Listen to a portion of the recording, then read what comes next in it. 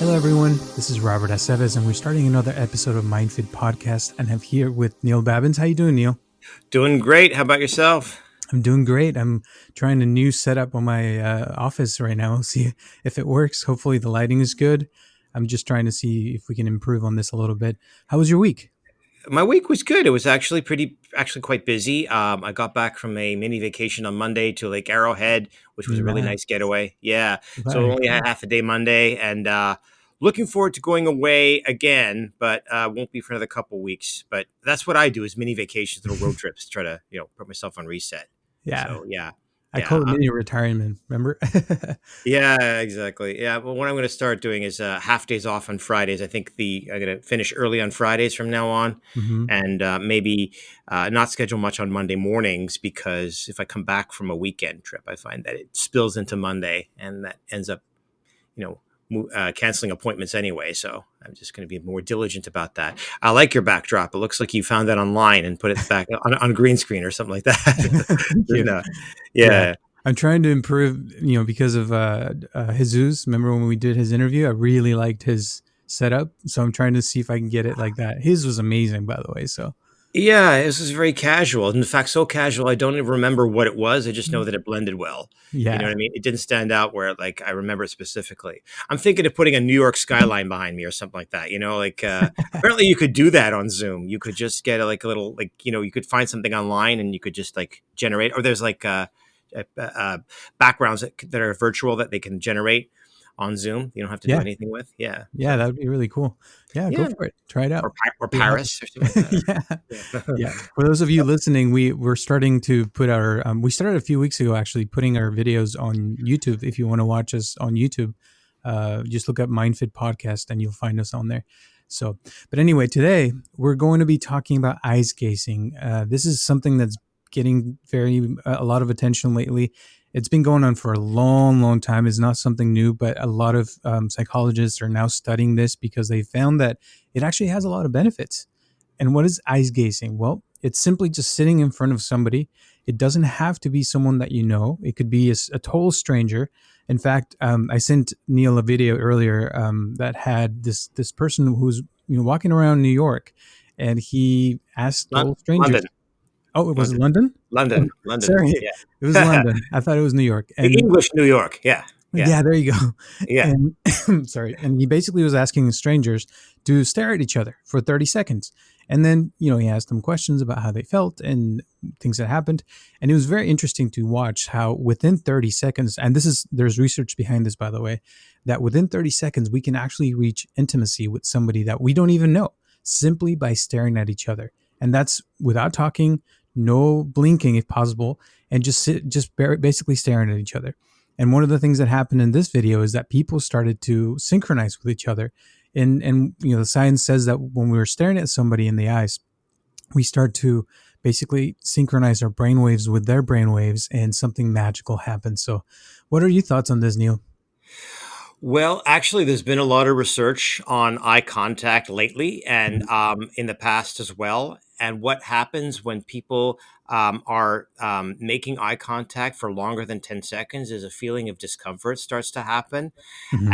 And they found that the optimum level of eye contact for humans is generally about 3 seconds. But a lot of that's culturalized because in a lot of different cultures, for example, in America, we don't really trust people who don't look us in the eye. If Mm-hmm. people are not looking at us in the eye, we tend to think that they're less truthful, less trustworthy. We tend to think people who are looking us in the eye as being slightly more sophisticated, that we can sort of trust their opinions a little bit better. We feel a little bit less intimidated by them. However, an interesting point is if someone's looking you in the eye longer than about 10 seconds, it tends to be associated with psychopathy, so psychosis. Wow. People who don't break eye contact. I mean, without doing an experiment or exercise, if they're not doing a specific exercise with you, if they're just doing it naturally. So what happens is you're right. Emotions tend to synchronize, moods tend to synchronize, and you also tend to see something in somebody else because you're in a sense of stillness. You're no longer inward. You're now connected with somebody else. So you tend to perceive them for what they actually are, certain traits, certain moods. You tend to synchronize your moods.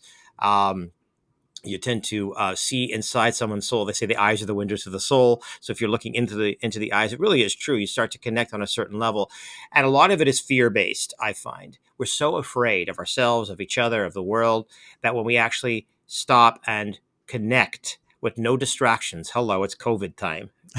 With no distractions, we tend to connect a little bit better. And I Hmm. think I told you a little earlier when we were prepping for this. I said I'm finding that in my own social life, people are tending to contact me and stay in contact with me, even on social media, a little bit longer. Conversations go a little longer, they go a little deeper, they go a little more connectedly because we're not distracted Hmm. by all the other stuff out there. So the same thing is true of eye contact because that's in the moment you're connected with somebody else. But it's very intimidating. People get very nervous, as you see in the video. They get very nervous. They laugh. They chuckle. They try to look away. They try to make a joke. They try to shift. They scratch itch. And the facilitator had to say, "No talking, please. No talking, please." He had to keep like resetting people Hmm. because it is a very intimidating process. Most people don't connect for that long. For Hmm. longer than about 3 seconds is what they find is the optimum for people's comfort level. But we always say on the show, and I say very often in my work, your comfort level is not going to get you anywhere. It's just going to get you comfortable. That's good for sleeping, but that's not good for living. Yeah. So yeah. Yeah, and for years I practiced tantric meditation, which is very similar, where you sit in front of somebody else, and you try to go deep with this person by staring at them in the eyes. And one of the things that I've found is, as you're staring with for a long time, and I'm talking 30 minutes, an hour, maybe even longer, you start to see things. There's like images in your head of the other person, and it's weird. I mean, I don't know if I've thought about, maybe it's their past lives, because I believe in past lives. Maybe it's spirits, or maybe these are the images that the person's carrying from their childhood or their lives, and they carry them with them in their aura. And when you're staring at that person through the eyes, you sort of connect with that, and you start to see that person deeper. And what I found is, after you sit for a long time in front of somebody, eventually you sort of see the real them, like their core and who they are. And it's just really interesting to see that. The only thing is to actually do it, right? So I know a lot of people are listening, like, how am I going to do this with? Well, you could do it with somebody that you care about, a family member, or somebody that's close to you, like a friend, or, like I mentioned, a total stranger. Just ask somebody, if they want to do it with you, and sit in front of you without even knowing them, and see what happens. And in fact, there are some dating sites that, I don't know if they do it right now because of the COVID, but back in 2019, they were actually experimenting with that, where you would just go around the tables, and instead of getting to know the person, you would just stare at them and see if there was a connection with them, for about 2 or 3 minutes. And if there was, then you'd talk to that person later or not, and depending on that. But they would just go from one table to another until something sparked. And I think that's really interesting, don't you think? I do actually. I think that also that they've noticed that when people are looking at each other in the eye, they've also said, psychologists have said that we tend to focus on the pupil Hmm. of our the other participant, and the pupil dilates, and within the face of the person that we're looking at, we tend to, well, things, a lot of things happen. Sounds tend to become either very very quiet around us or very very loud. So our senses, our perceptions get a little bit, I'm not going to say distorted, but they get altered. And we tend to see in the face of the person we're looking at either our own face, our own likeness, or Hmm. the likeness of somebody else. Our imagination tends to run wild with it, and we tend to concentrate on the pupils dilating. And as a result, we tend to see things. And sometimes people say things like they saw a monster, or they had a recollection of a painful memory. Some people burst into tears when they're connected that long, because Hmm. emotions start to, become elicited from that experience of true connection. If you think about it, the biggest oxytocin rush we have is when we're first born with our birth mother, and then later on in life we tend to socialize ourselves and not connect with anybody at the same Hmm. intensity level. So yeah, it's really fascinating. Yeah, I mean, the longer you look in the eyes of somebody else, they say also that time seems to slow down. A lot of people in the Yeah. video said, wow, that seemed like ages. It was only what, 3 minutes or something, It was or 30 seconds 30 in seconds the Wow, video. okay. Yeah. Yeah. See, even for me, because I was watching people watch each other, and I was like, wow, okay, and I was getting nervous for them. So yeah, 30 seconds, it seems like a long time. I Hmm. took a workshop years ago and we did the same similar exercise, and I think it was longer than 30 seconds, but it just seemed like the whole afternoon had gone by, Mm. and I really felt safe and warm and connected. It was a woman who was about 20 years older than me at the time. I was about maybe 30, and she was maybe in her 50s, and we really connected very, very warmly. And I saw her spirit, and she saw mine, and she saw things about me that she couldn't possibly have known. I don't mean like details, like, what day I was born and stuff like that, like a psychic. I mean, she saw elements of me by staring into my pupils for that long. Mm. And after that, we remained friends throughout the rest of the workshop, are close. And that was something else in the video. Two people recognized, and I won't, not too many spoilers, but two people recognized in the video they were actually going to the same event. Hmm. They were Oh, that's actually in funny. London. Yeah, in the Yeah. busy streets of London. They were actually going to the same event, and they Hmm. actually ended up going together. And I mean, not going together, but going together to the event. Hmm. So yeah, it creates this incredible bond of connection because, like I said, there's so many social distractions. We don't even know how distracted we are, Hmm. in our everyday lives. And this is one way to just reset in such a powerful way. And I think that that's happening. Again, the silver lining of what's going on in the world is that people are starting to connect both internally and with others, through the distress of not being able to do what they were able to do. That's, yeah, we're making eye contact metaphorically and physically. So, Hmm. What's yeah. important, I think, is when you're doing it, like you mentioned earlier, like it is something that could be uncomfortable at first. Hmm. And most of the time, as you see, which by the way, I'm going to put the link in the description of this podcast or in the video on YouTube so you can watch it if you're interested. But one of the things that happens is sometimes people get nervous and they start talking and they start laughing, or eventually, some people actually cried. So it it is something that could be uncomfortable. It is something that could cause us pain or maybe bring up stuff from the past. But the beautiful thing about eyes gazing is that eventually you basically go through that pain, and like you said, when you sit with that person, eventually you feel comfortable and you feel like you can let go of those things, and it clears up your mind in multiple ways. And tantric meditation in a way is a way to actually connect in a very spiritual level. So it's like your spirits are coming together, and it makes your relationship even more intimate because it's not just physical anymore. It becomes more spiritual, and you actually can fall in love with someone just by simply staring at them in the eye. And in fact, I've dealt with a lot of couples in the past, and when couples come in and they're, let's say they've been fighting or having a lot of problems, sometimes we don't even say anything. I just tell them, okay, here, we're gonna just sit in front of each other and just stare in your eyes and see what you see. And this is something that I learned from acting, by the way, when I was in acting class. I don't know if you ever tried the mirroring exercise, but Oh, do you yeah. remember Yeah. Oh, yeah. that? Yeah. Many, many, many times. Yeah. Yeah, Yeah. Yeah. yeah, Acting is very much about making eye contact with your scene partner. Yeah. Yeah. exactly. Yeah, Yeah. and Even if you we didn't did like it. each other. Yeah, Yeah. we would sit, or stand, because you don't have to be sitting down. You could be standing up. You could be, Sure. in a lotus position, like you're meditating. Yeah. Whichever position you choose, the most important is not to move and just stare at the other person in the eye. And then when we're doing the mirror exercise, we were just basically staring at each other for a long time, and we would practice what it felt like to be very close to each other, where we're almost like touching but not touching, and staring really close, and see how you felt. And then we would just take a step back and see the feeling of, the distance between you and your partner. And then eventually you would be on opposite sides of the room and feel the distance. And sometimes it would, you get sad from being so far away, but still keeping that eye contact and that connection. And it's so important to feel it. And I'm sure we've all experienced that when we're somewhere and somebody's staring at us, we can feel that connection somehow. When somebody's staring at us, even if it's someone who's a stranger, there's something there. I don't know what it is, but science is now working on it and trying to figure out what it is. But there is a connection, and I feel like this is something that if everyone practiced it, there would be a lot of benefits to everyone. So Yeah, and there's two sides to the coin. If somebody's staring at you from across the room and you don't know who that person is, there's a feeling of discomfort that overcomes this Totally. and a feeling of frustration. Like, what are Hmm. you staring at? Is probably one of the most typical things. And what are you looking at? Yeah. And in certain cultures and certain regions, that could be an invitation to something more violent.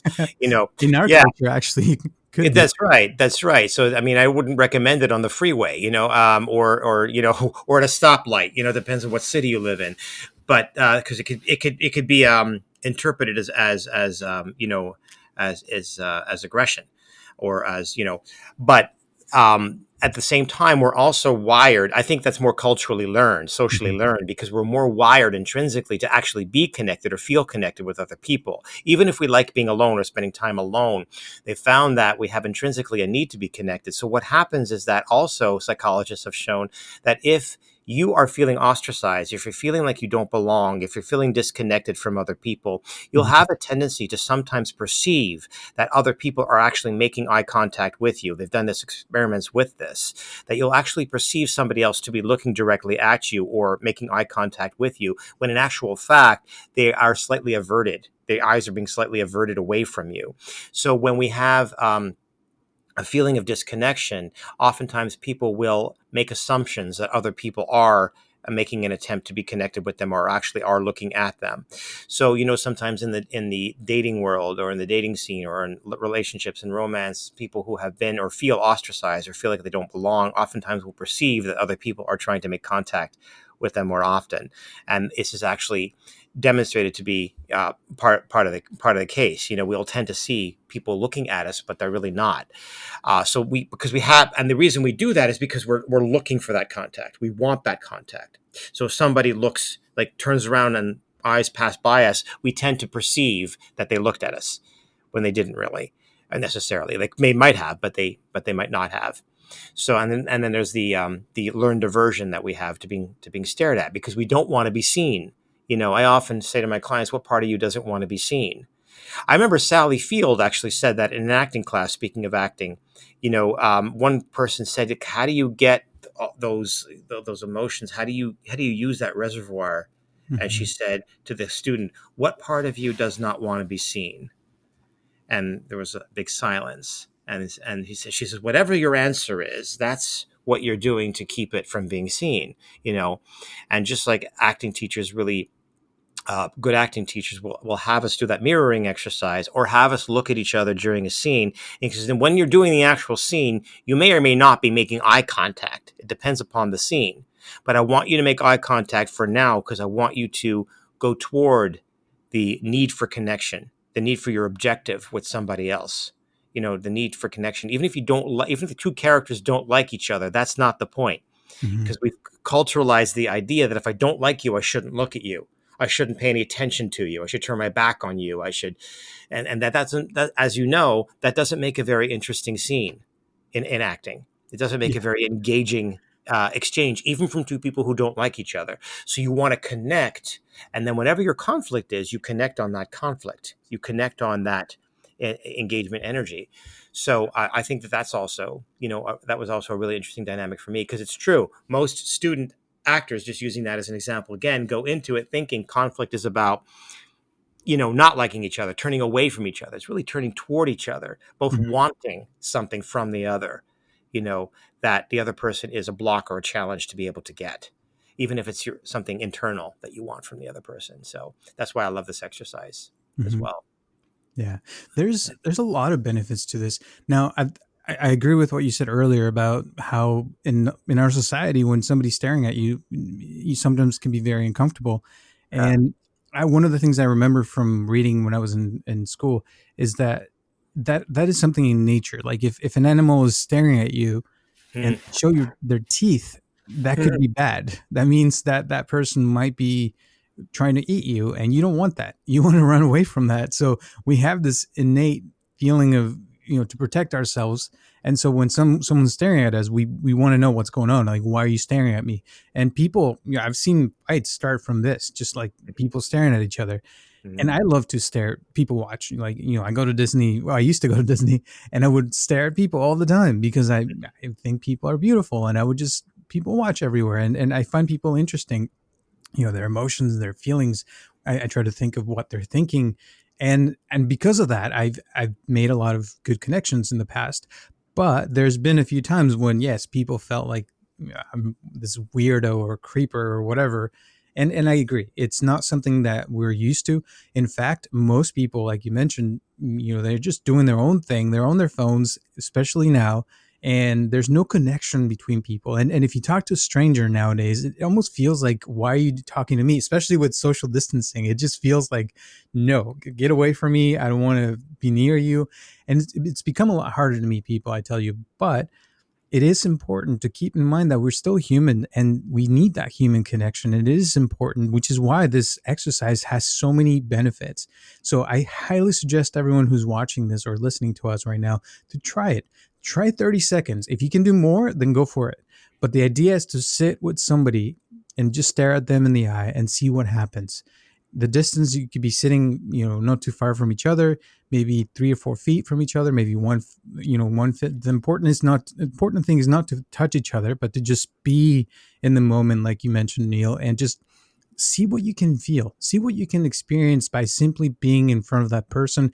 Try to connect deeper, especially if it's someone that you love. See if you can feel that love in a deeper level, and see what happens. Yeah, just be aware of what goes on with you. And like we said earlier, when you start to have different perceptions, time seems to slow down, sounds seem to be more amplified. That's a sort of it's sort of an element of dissociation that starts to happen. We start to actually, we're in the here and now, but we're in an enhanced version of the here and now. Hmm. So it's really interesting to see, just what we're not aware of in our daily lives, how much protective armor we actually have, how guarded we actually have become. And I talk about this quite a bit, and I know you do too. Parts of self that are literally cultivated by us to take care of us, to avoid uncomfortable feelings, to avoid being hurt again, like we've been hurt in the past. And we develop our quote personality, oh, that's just the way I am. No, it's just the way you've become to guard yourself. Notice how much trouble he had in the video at the very beginning getting people to do this. He'd Hmm. stop because they all thought he was like, they're all looking at him like, who is this guy? Who's this wacko? Like they're looking at him like pretty interestingly, to say the least. Some people were more so than others, but it was really tough for him to gather up people because it wasn't like an organized experiment where he would send out flyers to universities or something like that. He stopped people on the street, Right. right? And that's the hardest way to get participants. I mean, I have such respect for people who do cold calling or knock on doors, like right before elections or stuff like that, to try to Oh yeah. build rapport, make contact with somebody out of nowhere, and then talk about something pretty intense. Hmm. So I mean, you notice once he got past the hurdle, he also developed a rapport. He wasn't making eye contact, but he also developed a rapport with the people he was working with. And we're so guarded that it just takes that hurdle to get over, and then we start connecting on a level that we just don't typically want to do. And I agree with what you said. Social distancing in this country, in America, especially in American culture, has been really well, not detrimental, but it's been really different for us because we're known to be very friendly, very like, hello, how you doing, smile, you know what I mean? Talk, make small talk, but still it's in a friendly kind of a way, which sort of, changes the mood and just connects us almost immediately in that way. Without that, because of social distancing, we feel a real missing here. Yeah. But over in some Oh, countries like in Europe, they tend to be a little I bit think I more, lost you. oh,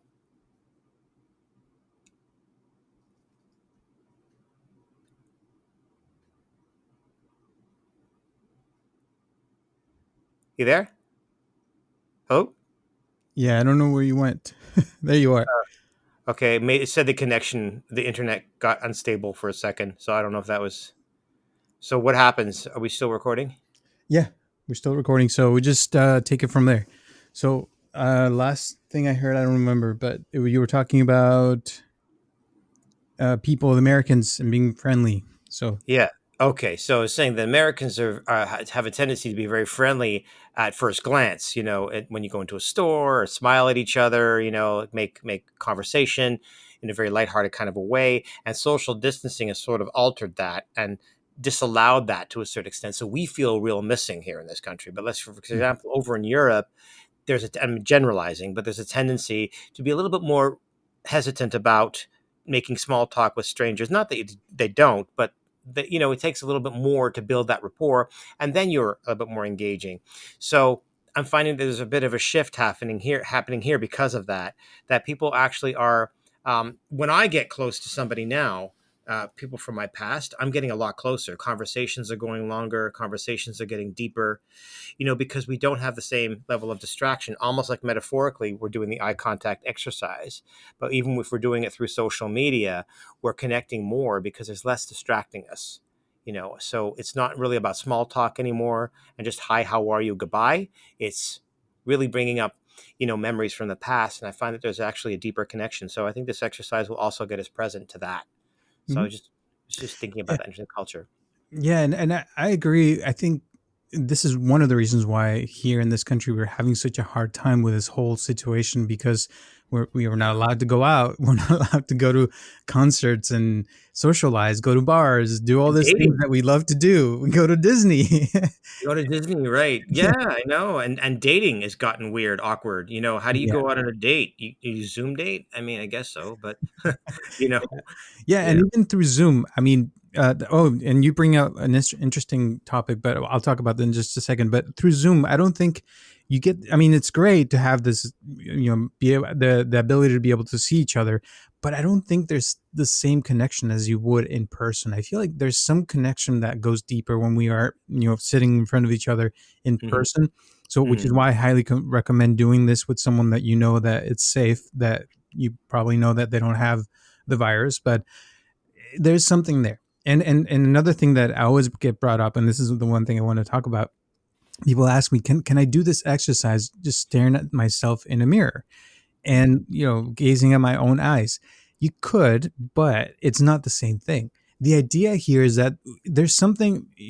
I don't know how to explain it, but one of the things that happens, for example, when I edit the sound for this podcast, if there's noise in the background, like the gardener that was here earlier, I'm not sure if you're going to be able to hear or not because I'm going to try to get rid of that noise. But one of the things that happens with the program when it tries to neutralize the sound, and it's called noise reduction, it actually takes the sound of the waves of the sound that you're trying to get rid of, and it puts them on the same sound so that it neutralizes it. So in a way, you get the same waves in a different frequency that actually neutralizes that sound. So the sound's still there, except you can't hear it because now it got neutralized by it. So Hmm. one of the things that I feel happens when you're ice gazing with somebody is their experiences and their mental images and their own things that have happened to them, whether good or bad. They're there in front of you when you're staring at this person or gazing at them, and your experiences are with you as well. And so your experiences and their experiences when you're staring at each other, they combine and they somehow neutralize each other, and it's sort of a way to, I don't know if the word is to discharge this energy or this frequencies and things that we've been carrying for so long, that in a way they just disappear. It just goes away, and you feel it, and you feel much better at the end of the exercise, which is why it's also important that when you sit, you do it until you feel better, not when you're feeling like things are coming up and you feel like, oh, I can't take this anymore. If you feel like that, then that's not the best place to end it. You want to end it when you feel better, when you've gone through all the pain and all the suffering, and then eventually it goes away. It does go away. You just got to Hmm. get through it. So I just wanted Yeah. to mention that.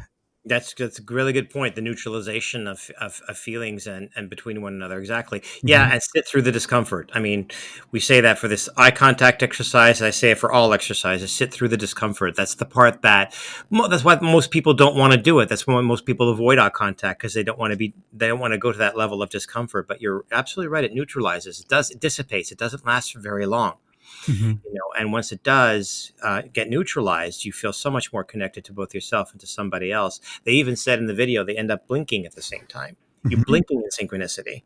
You become synchronized with somebody else because you realize, and this is the point I remember from the workshops that I took when we did this exercise, that you realize that you're not any different. You're not different at all from somebody else. You're a different person, yes, but you have the same experience, your level of experience, your level of fear. is the same as somebody else. We all have the same amount of fear. Fear is one of the most primary emotions, and we all have it about connecting, about, being judged, about being rejected, about being abandoned, engulfed, suffocated, whatever we're afraid of. We all have the same fear. Mm-hmm. And everybody has this fear. And even if they're doing a really good job of pretending that they don't, Mr. and Miss Tough Guy, trust me, they probably have more. And everybody has the same fear. So you have nothing to fear. I hate to quote the old president, but fear itself, but that's true. Mm-hmm. Nothing to fear in other people. Mm-hmm. But yeah, and once that neutralizes, it's such a beautiful feeling to know that we're all so afraid, and that's the reason we all do many of the things that we do, Mm-hmm. Totally. and waste so much energy doing it. Yeah. Hmm. And you can see in the video also people crying. When somebody starts to cry and the other person starts to cry at the same time, and Mhm. it's very mild, but it's like you mentioned, they can sense that feeling the other person is feeling, whether it's fear, happiness, sadness, whatever it is. You sort of connect, and your brain synchronizes with the other person, and suddenly you are one. And Yeah. that's one of the things that happens with the mirror exercise that I think I've talked about this before, but you're sitting or standing in front of the other person, and part of the exercise eventually is you start to make movements and copy the other person's movements and feelings. Yeah. And at one point one of the people starts to lead the exercise, and then at one point the other person starts to lead, and it just, at some point both are just becoming one, and decisions are being made by both at the same time in real Right. time. And it's Right. just mind-blowing to see that the deeper that we do this exercise, the more connected we feel and the more we act as one. So there's no more ego, there's no more me, it's us at that moment. And that is to me the highest form of communication, because communication to me comes from communion. So communion means you uniting together, becoming one. And when you connect with someone in that level is just incredible, I believe. It is, and you mentioned acting before too. And we're in the town of actors, and Oh, yeah. Another point to make to them is that a lot of actors feel that they have to be very individualistic in order to be successful, like concentrate mhm, on self. But if you have an audition and you're going to be, I mean, oftentimes you're reading with a casting director, so it's kind of banal, But if you have a scene partner, and make sure that you do this kind of connection with a scene partner, because like you said, if you're in synchronicity, it's called chemistry. We have to see if there's chemistry between you and the star. Well, what mhm, does that mean? Exactly what you just described: the neutralization of feelings, understanding that my fear is not different than your fear. What triggers my fear, my experience of my fear, my subjective experience and memories around my fear may be different, but my feeling, my experience of fear is a human experience of fear. It's probably very similar to yours. So if we're in synchronicity, that builds a chemistry, and chemistry can be built. It can be built a lot faster than we think, 30 seconds. mhm, If we do an eye contact exercise before you go in there, if you're doing a scene with a partner or something like that, or even before your show or before anything, really, even if you do it with somebody who's not going to be in the room with you, if you synchronize yourself, you'll be much more present and much more able to build chemistry with somebody else. It's our guard, the parts of self that are guarded, that clash with one another. When we don't have chemistry, it's because our two guarded selves are clashing, not because our authentic selves are clashing. Authentic selves rarely will clash. They usually, like you say, they'll usually neutralize. mhm. You know, Yeah. So we have to learn to let go of those things and just really let ourselves be in the moment, like you mentioned at the beginning of this podcast. Also, I feel like with people that we have a hard time with, we have harder time doing this exercise. But at the same time, eventually the guard goes down, and then we can feel their pain and feel that they're also having some emotions against us, and if we can break those and, like I mentioned, just disappear those things, eventually we can have a really good relationship with that person. It's not, like you said, they're human and they also have fears and they also feel vulnerable sometimes, and so we when we connect with that person, we can feel their emotions, feel where they're coming from, and understand their point of view. And if we Mhm. could do that, I feel like society would be so much better in multiple ways. So let's practice. Please practice. Any last words, Neil, before we end today's podcast? There's no limit to this. So, there's so many things we're going through right now in this country, big election coming up, COVID, fires.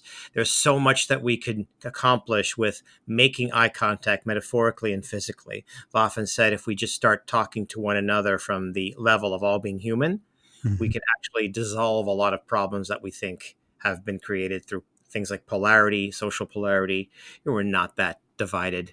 We're not that different from one another. We become divided, but that's because we have guard upon guard going at it. If we make eye contact and we really meet at that level and neutralize, it doesn't mean we're all going to think the same, but we're all going to realize we have a very similar experience and we're going to be able to have a conversation with one another. And that's what we have to do. Mhm. I agree. All right. Thank you, Neil. And thank you to everyone who's been listening to us for quite some time now. We're going on to a year now. So thank you, thank you, thank you. And if you have any questions, comments, or concerns, we'd love to hear from you. We want to hear what you have to say. If you want to send them to us through audio, we can also put them on the show. So please do it however you do it, whatever you listen to our podcast. I think Anchor has a way for you to be able to send us audio, or if you just want to call us or send us an email, you could do that as well. We can read it on the air.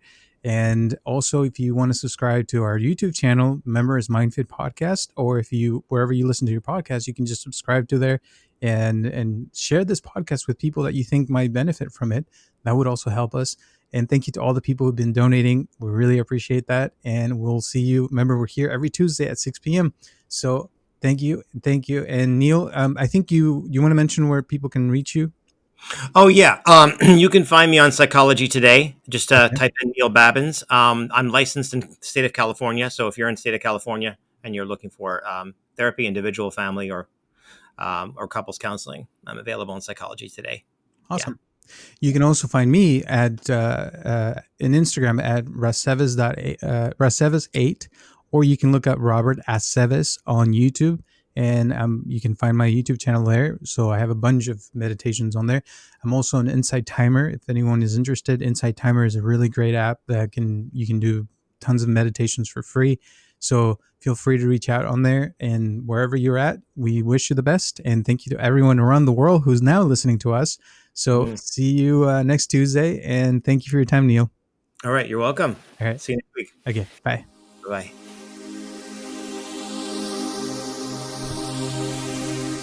This podcast is brought to you by MindFit. Please help us to share this podcast with your friends and family to grow this community. And if you'd like to donate to this podcast, or if you'd like to share your comments, questions, or concerns, send them to mindfitpodcast@gmail.com, or you can call us directly at 714-328-4661.